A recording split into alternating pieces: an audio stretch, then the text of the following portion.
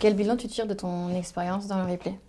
Alors, mon expérience dans le replay, j'en tire un bilan plutôt positif parce que au final, j'ai appris, c'était mes premiers directs, j'avais jamais fait de télé, j'avais jamais travaillé vraiment à la télé avant.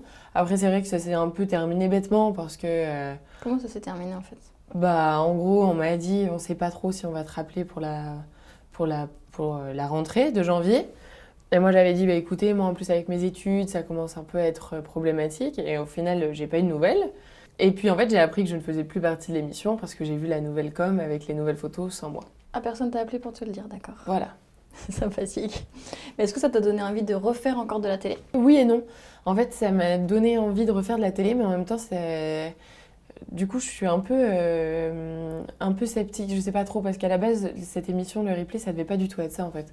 Quand Guillaume m'en avait parlé, nous, ça devait être quelque chose vraiment très musical. Et il me disait tout le temps, ça va être quelque chose de chic, élégant.